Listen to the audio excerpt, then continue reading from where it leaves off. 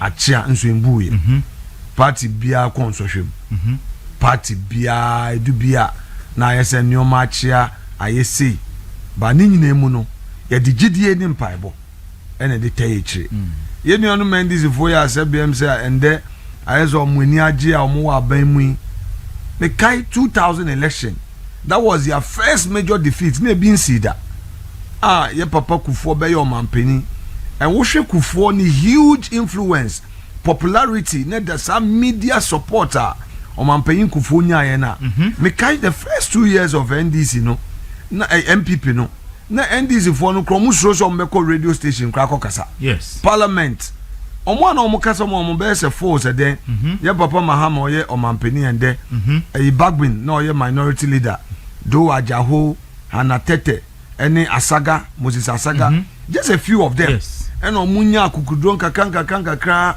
but it's a matter of time by 204 na NDC for to me ajomu seat a ye no 2000 no bi by 208 ye hwe na power asen be di omonsa for me you know that is even where the inspiration comes from and almost say be in 2016 2016 no what I'm 2017 2020 almost almost 33 na you cry 169 at a presidential also from 1 million so all I am saying here is that inside yaso ya yebi yenso na ye wo fom ye kura just 61 seats yes under JH Mensa and ye die ni din akukudro and 2000 ye wini ye and yenso ye to fom and obia fi say ye nyidaso bi eni ho no ye call 2016 battle from nowhere you set a record of 169 seats tier 1 say anope MPP ni bia ni raho na be mebu no me say gina wonai so na minority for your time wechi ye ma mo ren ho de bia da dia esi bia no etwem ko enu nti na me kwame na me say edom kuma na me dom ano no me de me bo me neutral referee mpenifo mo ko ekopre yi flag bearership no di obenye bia no me de kokos no ya hondin ya mpa ebo ya de tinichi me nkojina ha said ye beya enkabom na ye hia no because ye to abani wie 31st January yen ye wo parliament o mampeni dada Kufuor o mampeni dada Akufo-Addo Council of Elders led by Hackman former national officers are omuye mpenifo plus yen leadership in parliament ye we dwuma kase bi a sese ye say ye be boa na a party no aye one into no that is adia kese a eda makoma so se nyame ya adomo a ye benya flag bearer January 31st na as a minority leader no mene no flag bearer no atwehwe nyoma mu afa adwen ya cheche nyoma ye nyina ye de be to dwa na party no etumi akonenim because come what may 2028 we have to win. We need to work hard. We should do more the party members because of who say differences were in them. Yes. Share yenya a regional chairman chairman won't to me. It's sema omudi dino a year ago. But say ye one say omunim say hey MPP for they are united. Hey MPP for woka bakwa na waka or pipi and they will be careful. But omu say ye individuals oh we na wakwa bone we am family ho we ni penny we charge sheet ni facts me my lawyer my courtroom practitioner and fi bebre and then I me beka me records in court. Hey prosecution betumi attrust am no ebi no ma attrust for chairman won't me o ma tro no hu nti wuti kwa wo yembe so won't me there we di boni o enso na ye no kra ade we there ene me twe me ho there be omoboa ni nya politics no mo ye nti we shouldn't even let the fight be the fight of our people who are in court.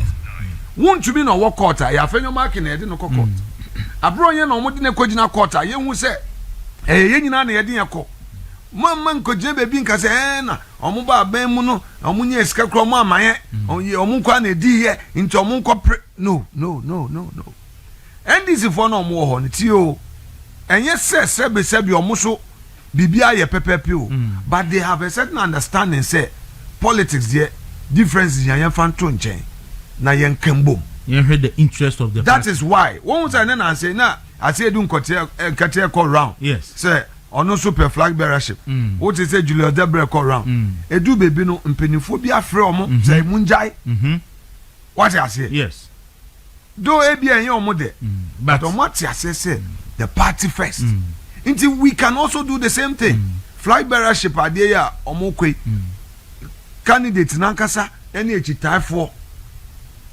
atemnidie bi enim no you don't need to talk about the strength of your opponent since 2012 me start say me gina win ba openi me ka edit to me ho say me opponent man boni din da I see never na me from 2012 2012 me start say me gina for MP for elections am akon we futu no me kai platform bi a me gina so ka say me opponent no oye say there be enu ema vote o the ema vote ne say wodi wani suade hunu mpacho metwi ne ya baba enu otwi na woka no enu ana woka no me ware Ashanti ni so metwi no enya papa ali twi na woka no sanete ya mistake ana ma correct enu ana woka no me si eni suade hu a me wo ma efutu man no enu na me di tu odi tu efutufo anim but uko jina ha na we say ena we say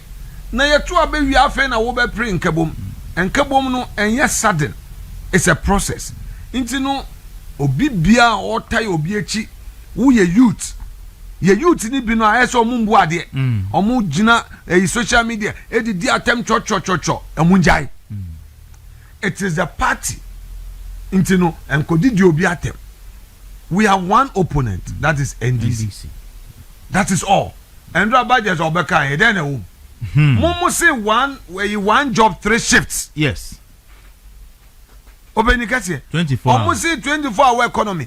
24-hour economy 2025 budget enim. 2026 budget is where enim. Into 24-hour economy and then saying Musimo ba youth ni benye adwuma ye.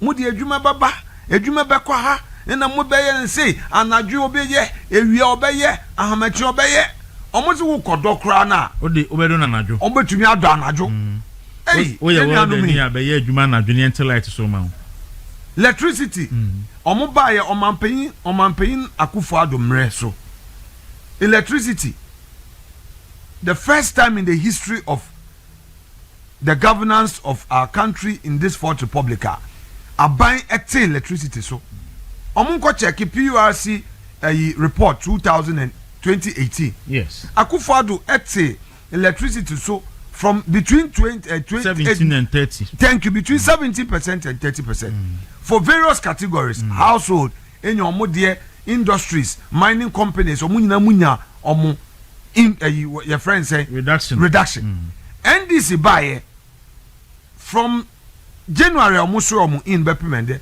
omu the electricity omu atum 18% plus omu we omu imported dumso levy and also 1% and the omu kan 1 cedi per liter me say 1 cedi per liter me that say dumso levy 1 cedi per liter into ukoto petrol 1 liter bi no mate 1 cedi no omu kan wasemu meanwhile MPP aban say so Endra minua ato Forson ne kasa ose o free SHS no omo besisi adan me say na mumu no maban mumu mabakose mu no mu history no muni single social intervention program bi amode aba obi di ode ba na musi mu be cancel double track na mu ya mu besisi adan please where the adabraka wofa where the adabraka na mu no enye mu na mode ba ye sesi Ghana membo yeka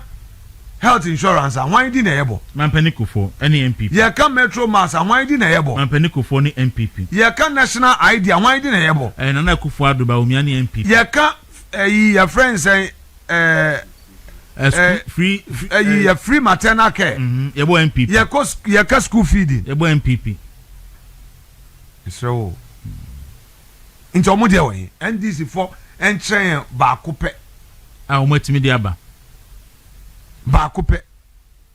Sa question ni mabisa ho parliament intimi answer. Intino yankasa as a party no. All we need is unity. We share result e ba ye omo anto aba. In fact, me bo golf wo Achimota. Okay. Any 37 your friends a buck. A officers mess. Omo golf course back so. Na me de me ne grassroots for me pese me ti omo a me ne omo kasa. You could see clearly say na your politics no as MPP ni ya man na nkofo. What you say? Yes. The here say the ordinary man on the streets obehu say MPP ye gina homa ono nso ni yedi say ye man ti ase saa vote no ebeba ma ne buso say ye ma enkabom ba unity eba enya fe na woni wonua ete ho na kokonsa ensam keka yen say no yen ni say there be you will know that you have one target, that is your opponent out there. And untino anopei kasa bi endra me katre minuanum ewo caucus meeting and me repeat it. We need absolute unity. Me katre MPs endra ye caucus meeting me katre say look, say yentumi anka mbomu a we should forget it. Openi me tie he wo me ma won asem me carry who sim bia kire wo a Mr. Father Mr. Father yes ono no onye police station executive but no ye party activist. Okay. Na oye Mason osi adan na oye adwuma opomazi poultry for many years. Or rise here to Mason Foreman. Okay. Ewo ni grade. Na 1996 election. Eja okwa edwuma mu a na oye ni campaign kakaka. Ena omo warning ni say NDC win a ono ombe pamo no. Na menkai ebusua na werɛ ho a NDC win ye akufo enye kwanya no. Mr. Father, omu dimotino from Mason Foreman to Watchman to the grade of Watchman. And omu wiye no, omu transfer no call Ankafo. I see. Oh, Ankafo leprosorium hono. Some old warehouse bi ho. Eye pomase portrait form old warehouse and machines bi gugu a omu fan here old machines. And omu transfer no call ho say Onunkoye Watchman ho. Wouldn't be. My stepfather did not fight it. Oba fie ordinary rosary obo mpaye wie me kai na miswa me was St. Augustine's. Em say form 2. Form 2 years na ye be form 3. And o ka kire me ma me say Esther say MPP nti omosi onko ankafo a obekọ. And o ka kire party mpenimfo na omo wo baby ewo winiba na omo ye MPP politics ye frɛ ho bottom tree. I see. Into okọ bottom tree na eja okọ nso a na ne ba medinechi. Okọ ka kire Captain Ama of blessed memory Mr. Tete ene na dan for MPP mpenimfo no omo wo bottom tree woni say omo se onko ankafo nti obekọ ena opake ne nyoma na okọ ye. Openi papa we ne sacrifice or sacrificing my party no. Me fana here enye nyankopon adom a nche me menwie school ende we did o we di 82 o man IKS bu na me enkoso enhira no he's 82 ne niefra he can see but he laid down his life for this party e me bia so me so mbajo what must yes what must yes me mama no ye people teacher and almost say 31st December. Nikunu, I am Mr. Father say, hey, 31st, no, NDC for the Rollins Nigeria movement. Into you move free. And omudi ni din cast redeployment. So time now Rollins koji loan. IMF, Sikasem ya momo say, structural adjustment in your monument. Aban edwuma ye fo no monte so nti mami elusi ne dwuma as a people teacher ni siko nya de kofa gari wo your friend say bepo so ensuo togu so ema ebusua no ye ho kyen I saw all of these mbajo I'm saying say enye MPP ansan ka me mami odi people teacher no nkobenya ni bibi kakra bosumi na me nso no na me o papa nso be ko so aye no father ne ho beto na chese so there's always an opportunity cost. So decide so be take a decision, you will suffer on something. Let us please our friends. Look, in politics, have a friend on the other side. Keep relationship, but keep your principle intact. Me say me wadan for NDC. Minim nkrofo wa NDC. Me so nkrofo see me as a friend, and that is it. But the friendship must have its boundaries. Keep good friendship, but they do politics and so let them know say this is your ideology. Yeah, MPP for Bronibe say yeah center right. Yeah center right ideology in free market, freedom. Jejumadin, bonhumodin, mambranye juma na benefit from your hard work. That is MPP rule of law. Yeah. So when there's party decision, it is party decision. And yes, I feel na party decision. Now feel why I say we yare, na we jani, we there na we church or social media. Yes, I see say we kahun, ebi a we protect your profession. Na ye there sebi. Shwe ye vetini Supreme Court judge be threatening Ahmed Shaib Jerry. Okay. Or you see the words say you are my nemesis. Yana yam pese ye be press. One of the Supreme Court justices. Me na make catch you. Me betumi ntina entwem kontompo. O catch ye nua Jerry straight in the face. Because o say na bi suruma o pass. Adia Osahene yi. Na me threat ni dey bebre. Ebinu kra say o me law firm. Leader. No. Me say ye leader.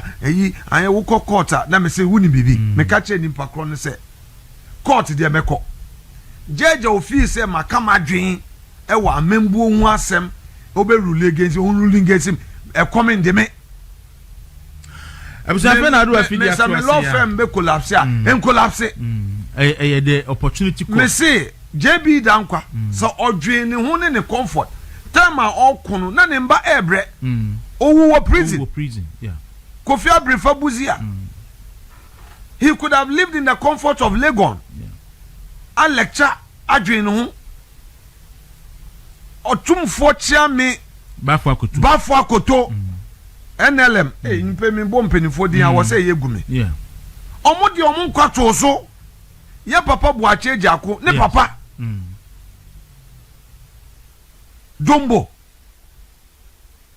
Chief Dombo ne sacrifice here abayi fakabo impenifo titire je kufo bedi present one ka the prison okoda prison ebi koeza hey bibi look politics ye dia kukuro na ye wo ye se misro because nimpa na woni ni die se se wo tia se ya kensie nti ongo no mo homa wo say you should win ade dambotwemu as young as they were omo anye student politics all in the name of MPP omo ko exile yes am prechu mu nyina omo ndwane omo ko but ti ade na wieye no wo ye ni yi a enyidaso ho but what am I saying if we don't fight for this our party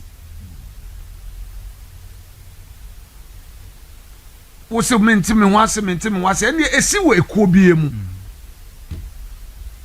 we cannot ni nyina echi no say na yiri about chija kokan no say wrong or good or bad my party first of course de tie bia no NDC for ho omutumi kontokwa saa but a do political decision they become one.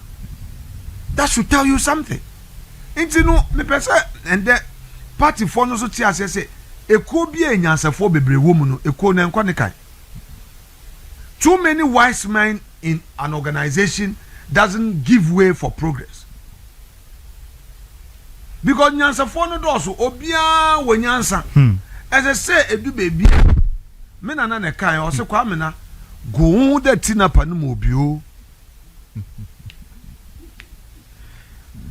Me nana your friend Esim Roba o se go ho se den tinapa no mo bio ono okan gomwa what you say what the fancy na say me nyanti ase won and dem ka wutwi wo so ka me fancy bi me nana samre no na misua na misua na eya na mini nuanom ketua no me no nkola agro ye die kontokwa no se jai tata me ma me kira de o bontrase nti ojan ma na oba weekend nti abrewa na ohwe na ye otete yen kaka nkra nti eya na so ke bibi na se wonte wase na wusu na me nti ase no se hey kwamena go the tinapa no mobio. So I will tell you what tinapa is.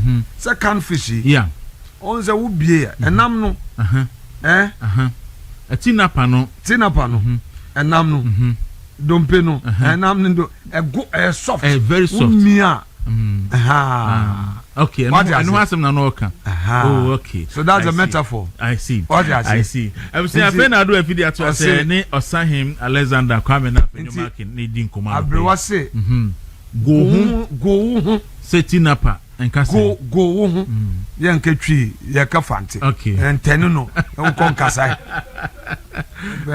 but original credit but also there go where direct quotation from grammar also go the tinapa no mo bio okay me sua fante ba ko ono ye go mon fante go the tinapa no mo bio I see na chade mpin kasanye enwa mpiache na nti se yen nyinara MPP fo yen nyina ye nyansafo a party no nko ne kan iku biara no ebia wo leader he may not be perfect but ni nyina mu no awu wusu na wo ben wonze ye no would correct his imperfection iku bia no hye mo hye dem na mo kire mo adwen na eventually waso dam na yere kwa impio etase na so yehwe yemfa ya adwene ye den mboa oni ntina ne dam ka kire me nuanom MPs for parliament de look za ye bia no oye party ne ye se ye nyina ye nyansafo a iku no onko ne kan Chieftaincy was not a perfect leader but the history will have it that with 61 he led them to victory. Chieftaincy had the cream de la cream in the caucus. A lawyer for a kukudam, diplomats, economists, great professionals, but they worked together. Yes. And by 2000, the party had gotten the trust of the people of Ghana. And they did win it. And I believe, say, we can repeat the same.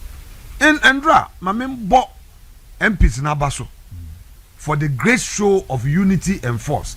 Apart from few MPs who are taking permission, say, Bibinti or Mutu Kwani Ade. Andra say any NDC for Yetwaba. Yeah. Bajo. Yehuye. War Sir Chief Justice nomination. Yetwaba. Now we wanted to send a message to them. Yeah, they are 69. Almost 163. So one will say of all with all their noise, they couldn't marshal 189. And almost said that but delay 30s. Yeah.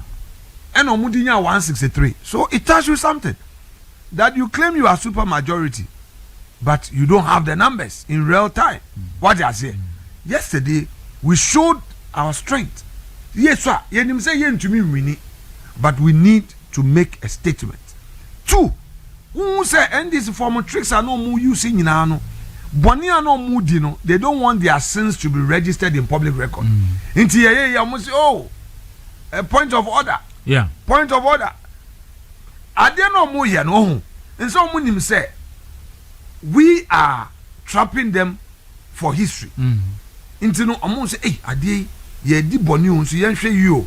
They don't want their sins to be recorded in the history books. Into no ya na expand from the record. Expand because they omunim say ask for press conference there Ghana for ade che ombe wie befi. But when you are talking about Hansard, we are share and it will be referred to it.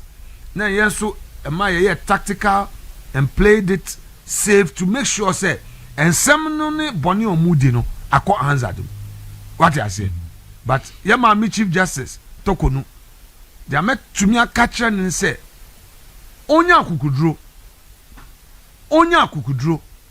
on bompaye na ngugi watengo ocho book bi ye freno whip no child na sa whip no child no kase bi wom eno na me pesa no pay ode chichi ne re no hu se Ghana man tai nechi ohu se owo enkwayi nyame ya adomo a nkunim die beba ngugi watengo troye e wo whip no child or say weep not child, weep not my darling.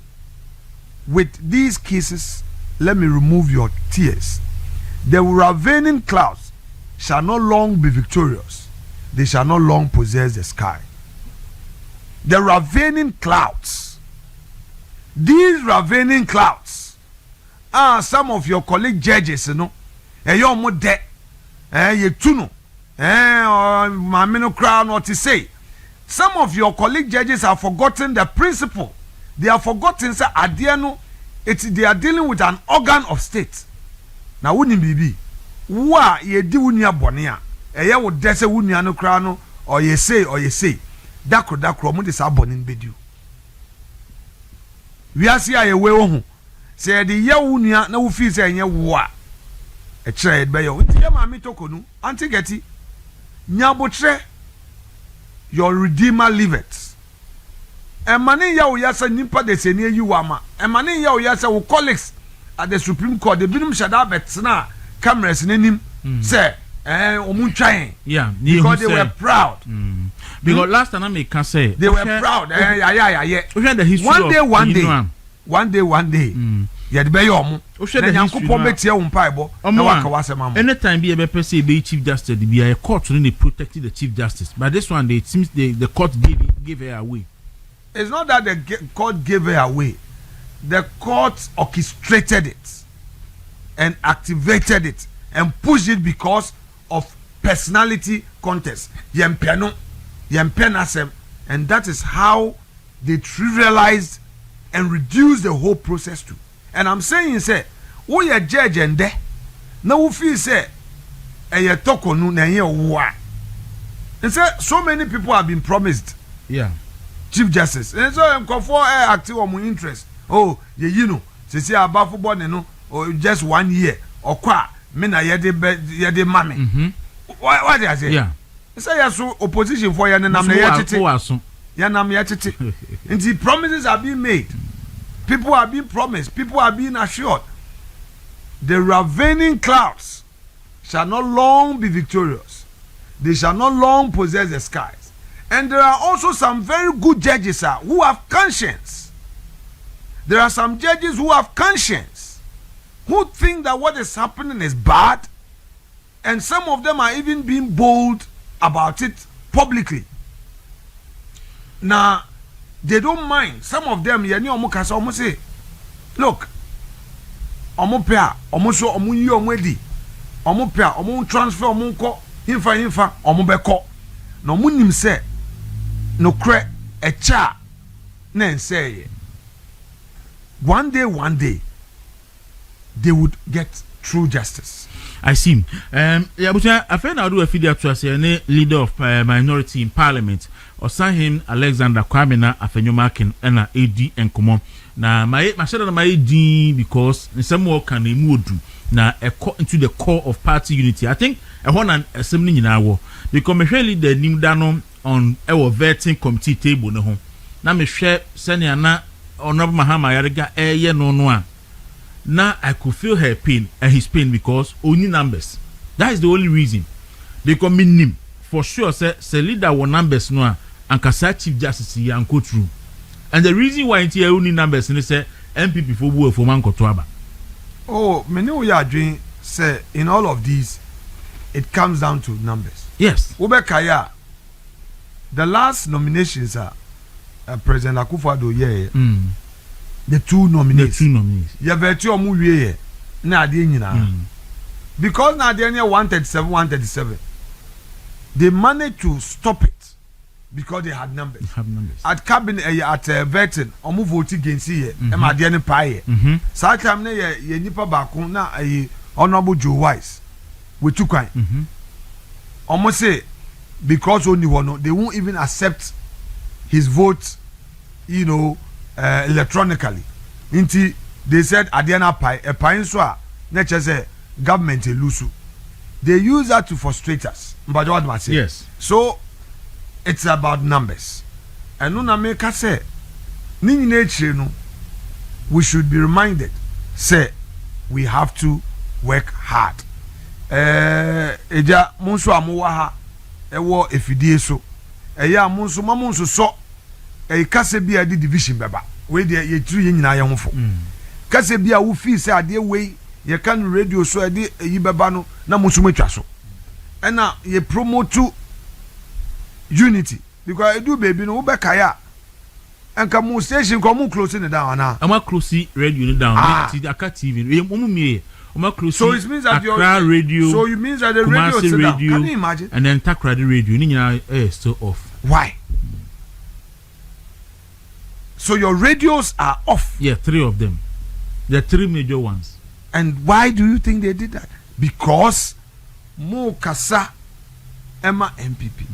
So they will use flimsy excuse. So you see how costly lack of unity can be. But what am I saying? Yes. And I'm happy you have said you repeated this.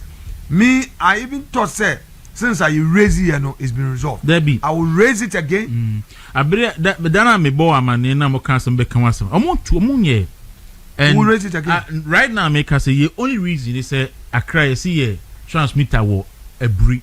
How important that's it. And now it's ye nimran crime. But the same place in the any say do go the NSA war. But do bet me operate few. By the see near the Nimra, and that's the reason why in Chomato that is station. That is sad. Meanwhile, Obi said to Agungu, you're station near say war. Maybe a transmitter class media for class. Yes, she almost say war. But Omo the any day, Omokoto the any budget. Yeah, then see. And a Kumasi the no so. Kumasi the no so has to do with STL. Like no Kumasi po the end the leader a hard drink say. You say Oma could renew my license. Na so much letter ma NC for Mumbai inspection. And no man letter na Mumbai inspection ti o ma tu. Me wan so NC for so anche no mko renew a license no. When a license has been renewed, I renew up and about 3 months later and number 2 mu say o man letter ma say. And so what is NCA doing? NCA is saying I'll say one letter ma so may inspection ti about betu. Meanwhile, they have renewed it. No, ye neka ye license in wuye. Okay. I was a leader. Menya aid memoir. Now the real facts because wait here. I think we have to deal with it. It's a book now. A buy a book now. Leader can want some Godon the book cover and I'm mind to wait me a share. But Obi, I'm also be sending message say me miss out naturally or sit down one more ya vet no. O Koti 6 p.m. Now. Sanya or share interesting also na way you know with the man now say yes now see me say what is it and then I walk because some kind of one tears here so what were you communicating for those of listeners the viewers are mountain and now person children say Asemo and I say the nipa message no na man the one do tears you penny bi no, yeah, Defense Secretary. America under George Bush Jr. Now, in Central for Bisa and in some said there will be some and pay. And now I say, there are no knowns and unknown unknowns and unknown knowns. It's in some be what and Penina say, any nana. omo pay muka nti bi wa no mo dia ya bebu. I see. So penny na eka na koko searching so kata chire bo nchirefo wotena bebu. I say as I'm his friend and his kinsman. Strong both against a deed and as his host, who should against his murderer shut the door and not bear the knife myself.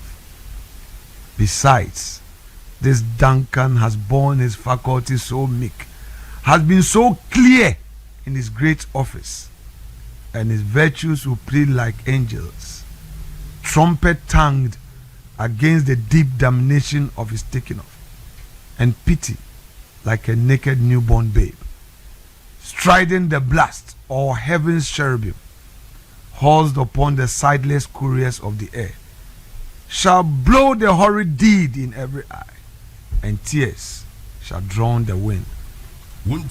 I have no spare. I have no spare. I have no spare to prick the size of my intent, that only vaulting ambition which overleaps itself and falls on the other.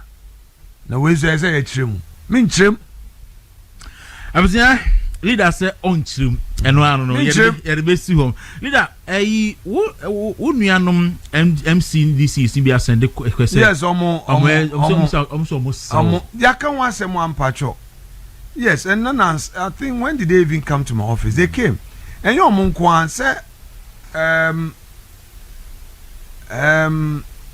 oh dear, Mate.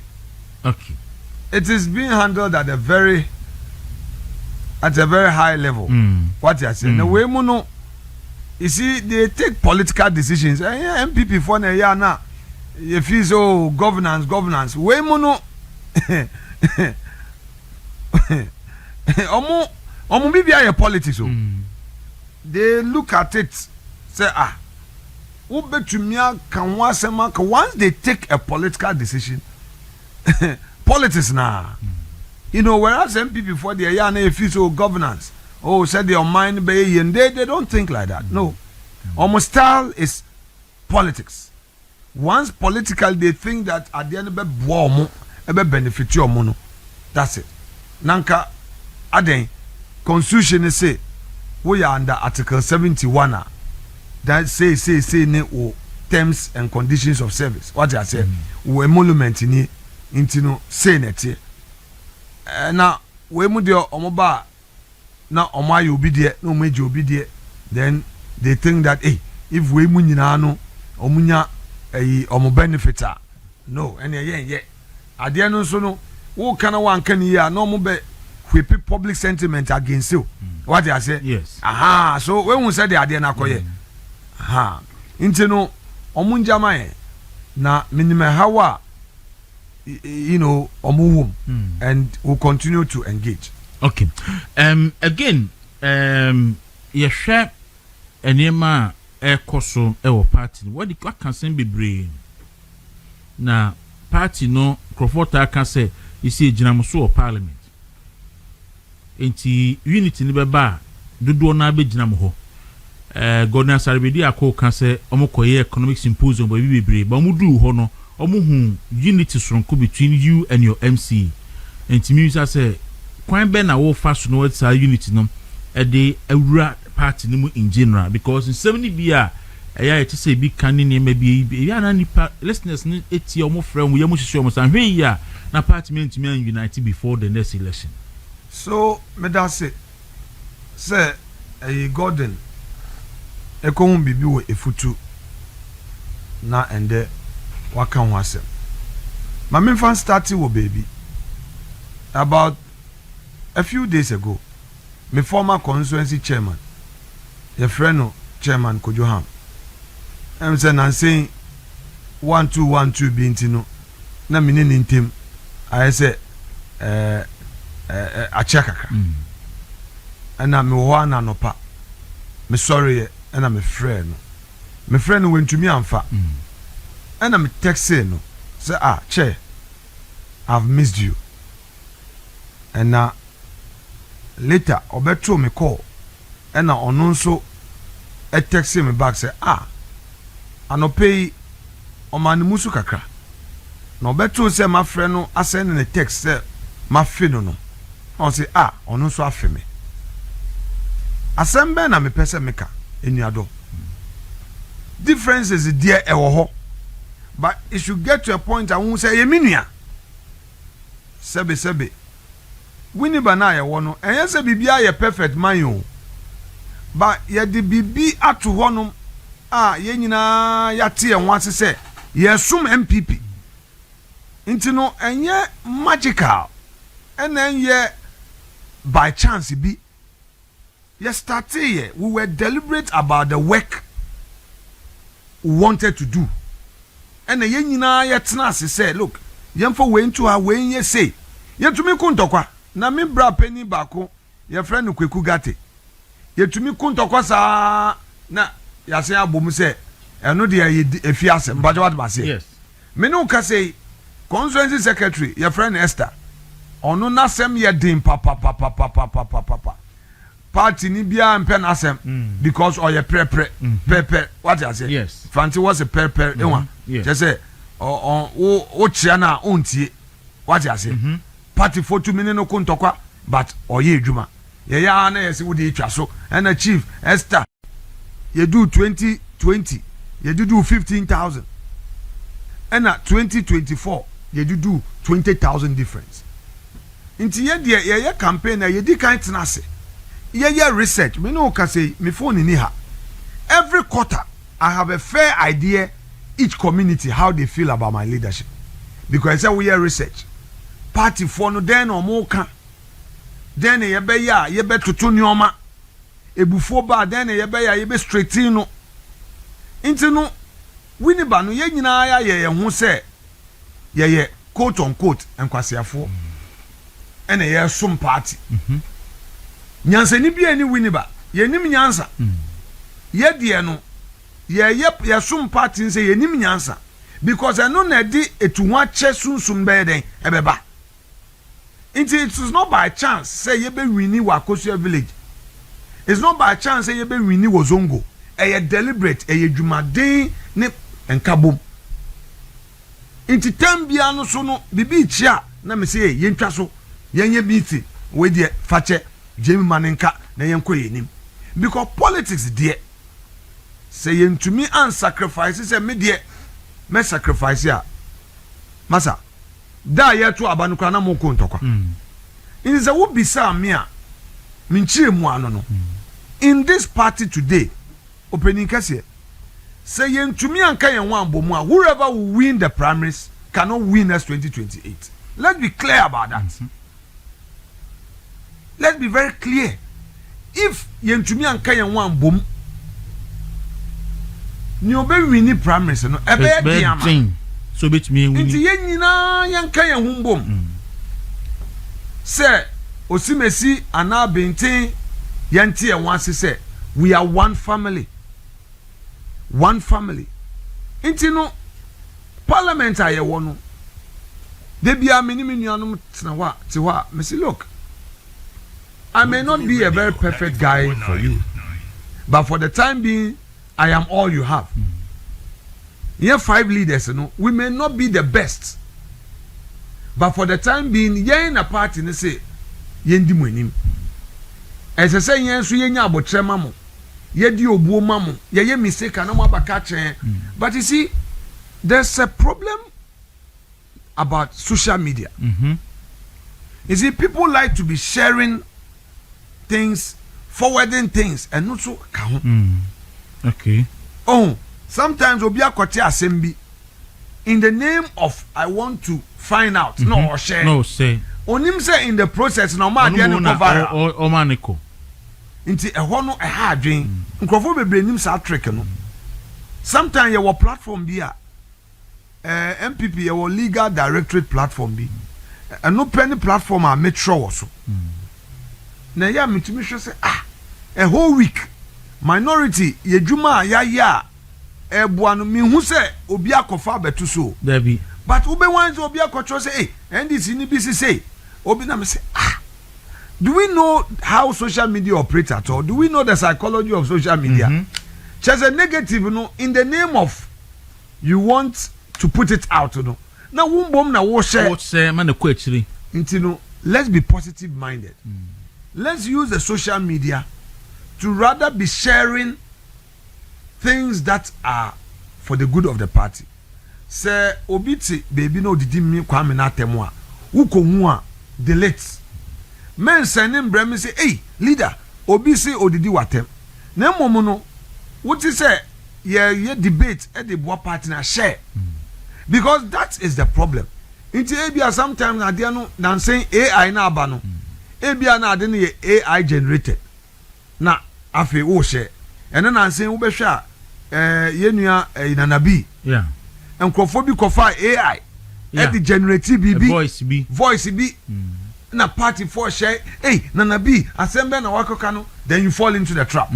Meanwhile nana B in your papa or yeah as a national organizer no you are not sharing but obi ko ye propaganda no pa enumbom hey no inti yenhwe ehwo so yie. Okay, I think say a good advice. But you see, I say wouldn't say, and I be sending me a message earlier, but now me train or no see. Or say, bro, Osahene Alexander Afenyo Markin has been a super leader for the minority in parliament so far.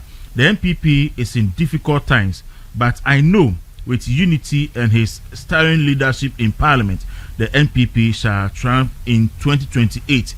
And I also admire his posture to remain neutral in the presidential primaries. Nana B, NPP national organizer. Obaba ako anaunia bako Alexander Kwesiakwa MP for Odan. Osimi control social. Na yen wufi hadie.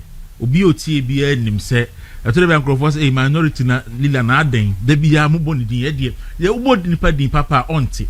Sanka ye kan ho asem de akaba na o obi aka kire mi dada ncho ma forward long but time every day adwuma wo ye no no team na ye no ye ni so na yen so the movement for ne me ni want to mean kasa but me gina na nan mu na ya da wase because ye chi want to me call iyuko no ihuni a wudi anim ekoye e chire matise wo ne omahene eye interview bi na o ka asem bi sa asem no so MPP general secretary so mene ne interview ha e mo ka the same thing sa bra ya chi wuntumi o mo call yuko ho no onya NPP mpanifo bi friend say adenti na o call yuko na they should leave wuntumi na on carry the cross e dina na meti so ne omahene eye interview na ho so ka sa apena me say and the asem no eson sen said the city your friends say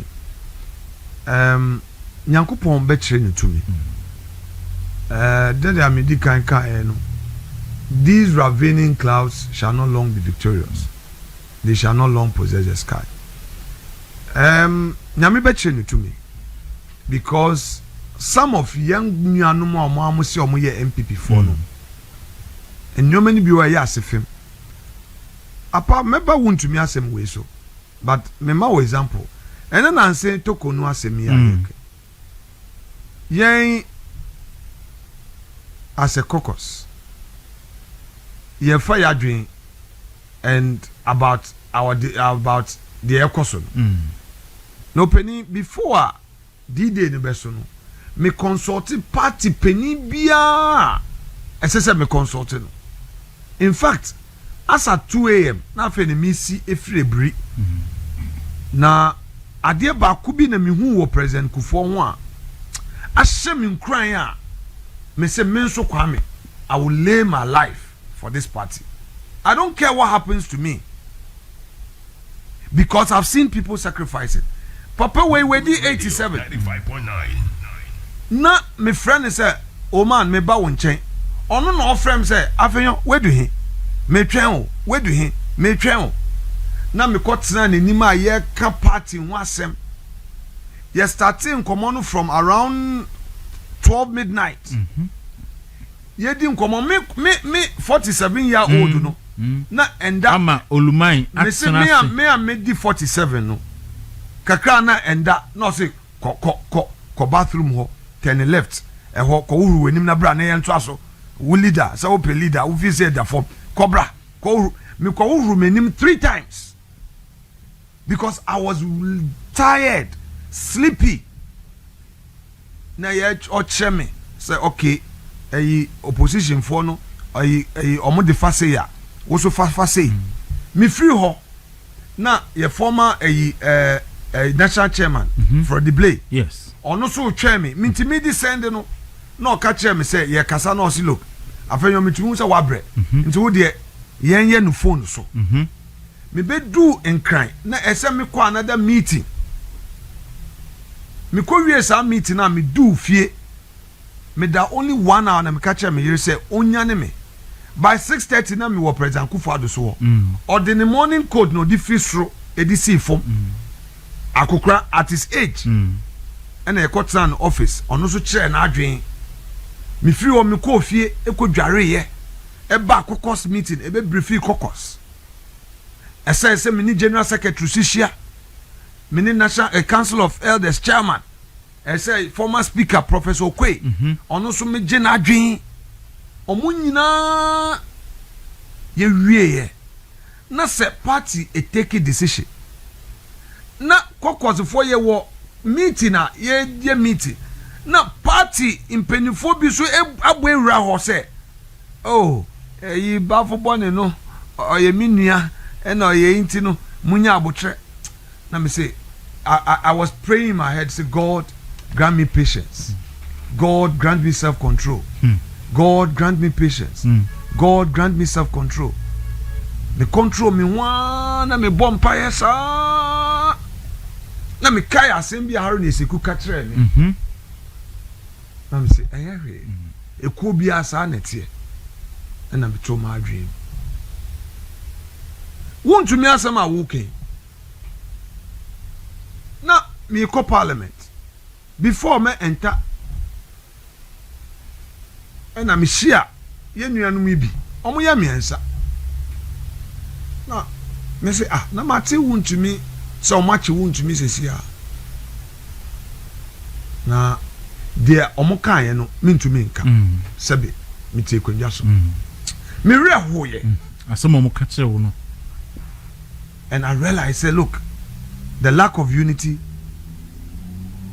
was really costing us I say hey mpacho just imagine for a moment say MPP were power na say regional chairman for Volta region NDC regional chairman NDC regional chairman na say MPP na were power openi say NDC regional chairman in Volta region under MPP government na say a committee made the crown it will be difficult. Why? Because in Volta region there's that unity. Yeah. If you touch one, you touch all. But what must yes. It will become a big issue. And we saw it during the Akosombo. So I am asking a simple question to party members, party leaders in Ashanti region. Is one to me the chairman of Ashanti MPP? I'm asking. Ashanti is MPP and MPP is Ashanti because you want to vote in the kase na aye den if you oba adenti and ebansa because of lack of unity. You see what people don't know is that NDC for they are politicians say they watch body language they watch the perception they watch our posture in tansa na obeba be chiwo no obehwe say enkrofo are they together into who say space da ho pepepe na we rem look at the bail conditions edu baby me ka bibi say look omoma wo bail no almost kofa property bra don't bring it them but ya na enkofo na desperate how come one kasa one Nantiako police station aye wako Iyoko say you investigate you now watch your statement omaje your passport yes kofa property worth 10 million 50 million and now for paper ka ho yenye valuation inti endis for the omu ye dachi bi no omu be condition between meeting and you say honorable says be need 800 million yes ya to about 620 me say dachi bi no ye nuanum NDC for between omu be condition we shouldn't get there and na mre bi abesin kon me ke bibi say let us end the you do me, I do you politics. Let's end that vicious cycle of politician biaba. His first target is the opponent instead of creating jobs. So let's go back to Wuntumi Asem. Wuntumi is become like a loner. Now we visit the stations of Matu to me, and yet this same lack of unity and omu take advantage. If NDC phone him say, hey, touching Wuntumi means touching MPP, they won't do it. What you say? Yes. If MPP for you him say, NDC phone him say, touching a particular person in MPP means touching the entire MPP, they won't do it. It's me can say, even at the court, the judges say they know what is happening on the street. If they know that their way, omu make it or there will be outcry. Look at Abronye case, you know. Yeah. You see, initially the judge thought say, oh, Abronye will be allowed to steam in his steam. Wouldn't him? Me down machina minim say, your friends Abronye omo de no court. Na me kind social media. Around 4 a.m. na me who say, Nana B afre me. Na me say, Nana B 4 a.m. Hey, what's happening? Me pick here. I say, Kwame na me jina wo gate. My gate? What's it? No, obey inside. Nana B by I say, Kwame na. Omode Abronye air courts. And then he's appearing in court or call Monday or then judge no say court 2 days inti and then Friday omode no court wumpio na obey lawyer dress up me am call court ache and me ko share me court atade and then the call here wo hwe judge no enyo no all can and na dia ayesa wa prepare na adwen say me be punish Abronye and I got trust animal farm. Brofo bi no tro ye. Me hwe judge nanim din. Me ti court dem no na honorable Fred Blay aba. Na your friend say Godfrey Domiso aba. And afa judge na nkasa obohu say a minority leader. And I nua kojo upon kromam ni law firm. Yes. And I know ye or the young lawyer no ono so man buy and e so case ni mu. The who said some of the regional chairmen were there. When we say, after a few days of public outcry, the Attorney General himself went for variation. Anna? Yes. So have you seen the power in unity? After judge, you know, on one promotion, crampo no. Na isiki. She no. What I say? It was a wake-up call. It was a wake-up call. Say when we are united as a party, no evil can touch any of us. Abronye case, no, should be a wake-up call. Of course, Abronye minua kitwa no, ne excesses ni bi. O didi honorable Ken atem ni ade me na kasa se Kwame jai. Na se de atie bia no, unua peni no. When in ya don't call him certain names. Ninyoma, and the menaka. But the name say the Abronye kwa. It's because of internal issues in Tino. What to influence Yanasa. I say a quarter in the chi. Yet Jimmy free Jatana or no. They do fear na yakayasem. I'm saying, say, the Abronye situation to tell every MPP member that the best person to protect you is your own party and not a friend that you think you have on the other side. Keep friendship. Keep friendship on the other side. But respect your party and warm yourself to your own party too. Leader, Medasi. Entino, asema ye kana no pay over an hour in no. Say one theme, unity. Omo ye persecute omo. Yenya a bust. Provincer. When him say in the history of bust, onuna penso na breso and a boss in your profit. Yes. O two kind. Sabe mo hwehwe na. Mon frɛ no. Say oh onia ye hia o. Mo de na to stop stop flight to say no flight to say blacklist say mo de na to so na otu kwan odu airport I say immigration say ya che no omo de na ko immigration cells then omo see yoko hia no you could see say the omo ye nyina no embarrassment ye nua Adnan hey intino ne watcher obo ne yiri back na mo de aye leader leader chema untumi ne ntade omo freeze ne ntade nyina ena na asa no bode ne ntade ma say intino Adnan ye nua Adnan ne watch ne yiri back ne nyina no nti dache me ba enti dache NDC for if they get a taste of this bitter pill, can they survive it? Omunjai. Minim said there are a lot of moderates among them. And the minim said Attorney General too is under pressure. But AG, one ube to me exercise discretion. Anyone you know kasa say. And you may be wa. And yet nobody is saying don't prosecute. But do it with a human face. And to the judges who are trying these cases, I am not sitting here as a lawyer to tell a judge that don't do your work. But if you are a judge and you know that you want to do the bidding, which judge in his good conscience will say, go and bring property worth 600 million for your bill? When you know that the accused person walked into your court after being served with a criminal summons, you are doing the bidding of the executive? You want to prove to your appointer that yes. Bibi. No.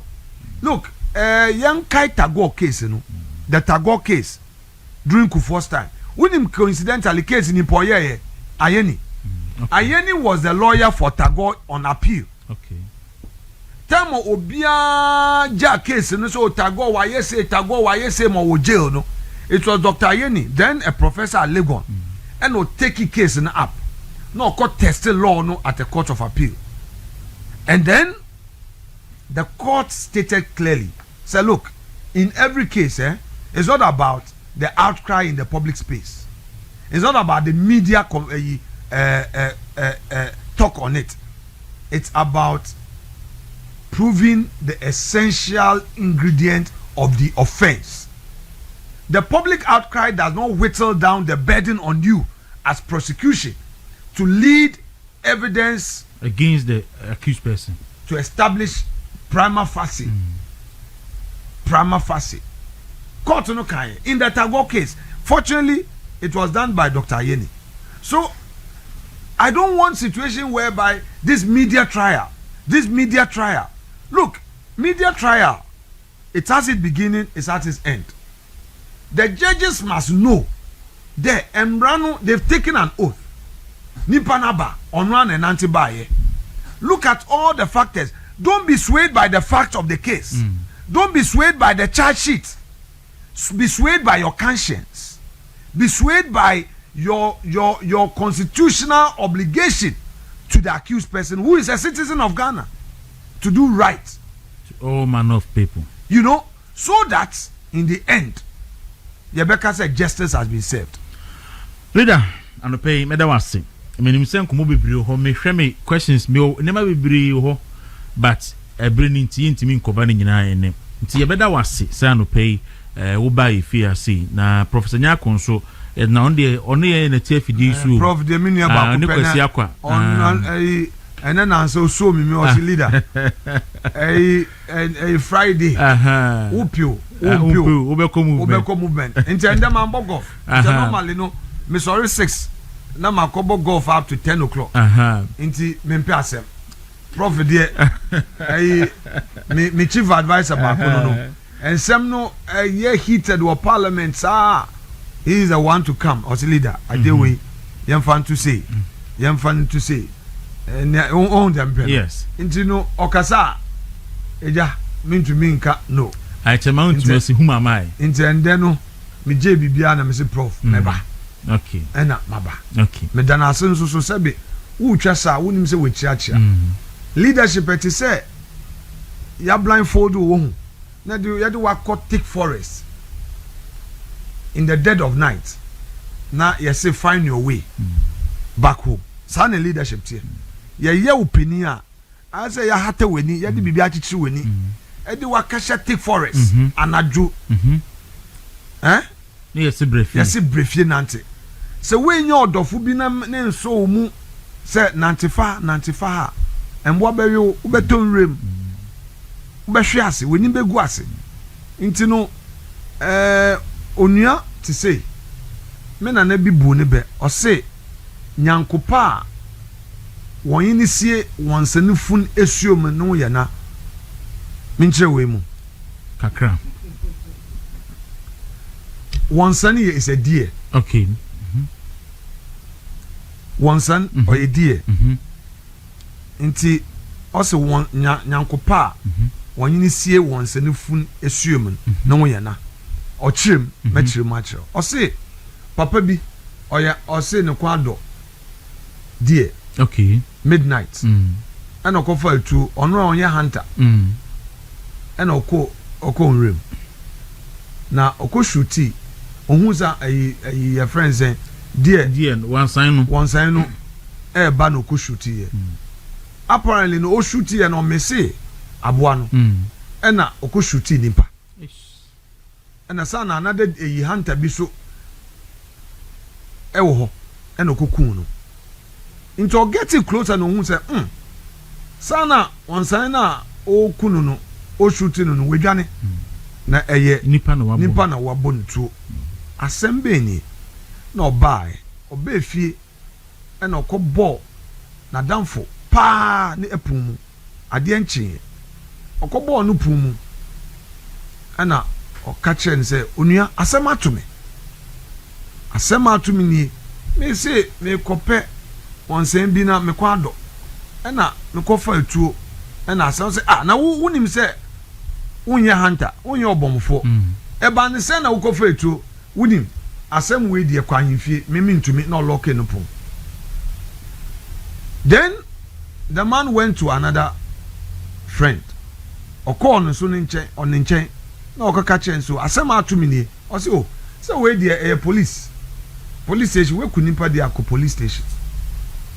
So papa no ekofie no na say look he's giving up and yet drinking sport bi wo enchen ho baby onko twa apio na on ending bibia to end it all onko twetwe bi into okotena ho no apio na o twa na another apio man te ho no say na wo adi ayeye ye no na ye na nda wa betra hanom ahamachi we ya wo su twetwe bi no den na ye ka kire me na o ka kire ni say asema atumi ni na o say okay o de yenko na me kwohwe na one no koye omo koye no na no kre we ku nipa ne da ho na o say etuo na odi ku ni no we na o kofae na o say omo san ko ba to omo ko back no na ohun say won san ni bi aba omo num nsuo na drunkard no o shooty pa na o ku won san na won san no o say wo shooty na o tiemu a ayese okemu ayese nipa ne inti no when they picked it na o say omo nko to 6 feet omo 6 feet no omo sie nipa no e was 6 feet na omo cover so to 3 feet na omo de won san no so eto so na omo sie no na o ka kire ni say omo nkoda onje na omo nkoda ya bo be 7-8 gongon bita ya si ahimfie asemesi ho omo kwa ahimfie o si obi aba report wa ahimfie say onue ye kunipa into omo bisa na drunkard ne ka kire wo fa ne say onye di ma ne nkasa omo wa ahimfie na Gold Coast police station police ni so aba say adamfo ba ko no so aba report ne say wakunipa ahamachi no no na be ka kire ne say wakunipa inti no asem na ba police station na drunkard ne say look woni bibi nana yenue onu we jimi papa okun wonsen no fi say wakunipa no kre wonsen na okun no na no ankaza na obohu ono anko onye hunter da onim ade ne ni so nti no be ka kire me nso so na me ne no kwohwe ekoye na wonsan na da we ma enam no kra sei nti ma me ne no mienu yesie wonsan no nti yen kwohwe na omukoye ahemfie na ene yi police fo nya di echi omuko tutu ade ya omu bie ende so omutu ya wonsan na da we ba nipa ne hyase ebe na ase kire no no ena yese peninu ka kire me no se nyonkopa nti wo best friend a wo fiza wo best friend nya asam na hwe what you say yese nyonkopa a ye ne ni sie wonsan funu esuem anadwo no ne ho ye na leader me da